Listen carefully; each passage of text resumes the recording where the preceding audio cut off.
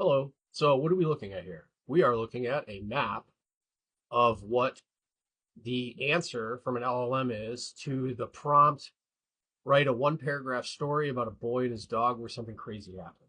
So what this does is I send this prompt to an LLM, and in this case I use a sample of 40 with a temperature of zero point 0.9 and a top P of 1, and it gives me all 40 of those responses back from the LLM.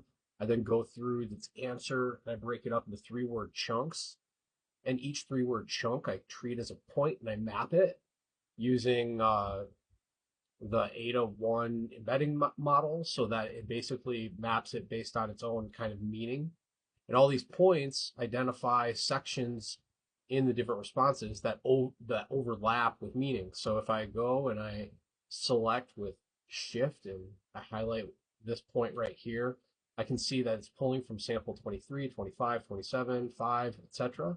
And it's all talking about a portal. So in all these different stories, they mention a portal. So the portal is pulling through the portal, towards the portal, through the portal, through the glass, through the portal, through the portal, through the portal, etc. Before the portal. And that's just what this one little segment is. So all this represents is all the different 3-word sections between all the different responses that the model gave me that mention portal. So let's kind of explore what some of these other points are.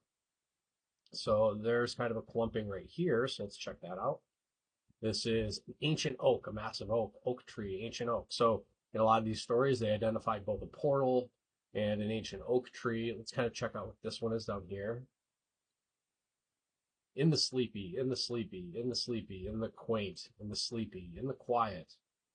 So this is all probably like settings of describing the setting of the in a sleepy town or something like that. Let's actually explore that more. There's a point that's kind of close here.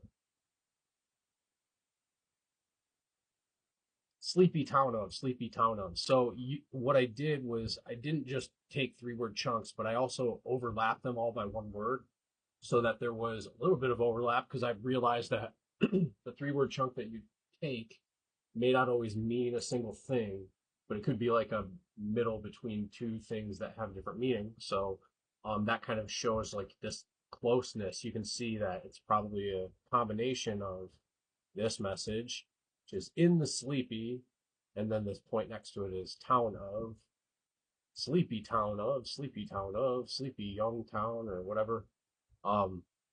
Let's kind of explore some more. So we got this one that's kind of way out here on the very bottom. Let's see if we can isolate it a good way. It's kind of tricky to get around, but here, let me try to just grab that. Of Maplewood Young, of Maplewood Young, of Maplewood Young. That's probably the name of the town. So in all these different samples, looks like a lot of these are sample 3, so it's just one story. Oh, and sample 6, so that 9. So in 3 or 4 of the different stories, they identified a name of a town called Maplewood. Check this. Named Leo. So they also have a name of Leo. Startled Leo. Leo stared into. So the name Leo is overlapped a lot in these stories. Check that out. The portal is more of the portal stuff. So yeah, this kind of gives you a visual shape, floating island, and of the response, the story that it wrote. So this is what it looks like, kind of all zoomed out, all the different points. I mapped them by closeness based on similarity of the semantic meaning, which allows you to kind of get a cool little visualization nest. There's still some things I want to add because this doesn't really give a lot of information about sequence. So I'd like to know like which point is first, second, third. So I was thinking of having another one where it strings the different points together using some kind of gradient coloring so you can see where they overlap. Because, for example, let's go to this point. Where it mentions Maplewood in sample 16 may not be in the same spot as it's mentioned in sample 9. Well, I guess it is because it's sample 3. Here's segment 3 and segment 3 in both of these, or parent response 9. I don't know. I'd have to figure out making sure the sequencing of this is right so I can see like when they overlap in the story. So yeah, this is kind of a cool little thing.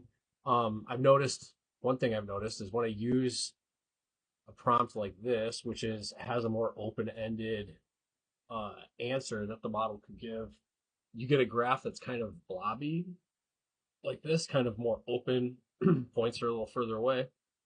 But when I give it a more closer, a question that has a more defined answer, you will notice that the blob is less. It's more like big spikes that point out where there's like very high levels of overlap, but um, that's really all that there is because there isn't a lot of other text that needs to chunk apart. So yeah, kind of cool, weird project I worked on, but it makes cool little graphics. So yeah. All right, that's it.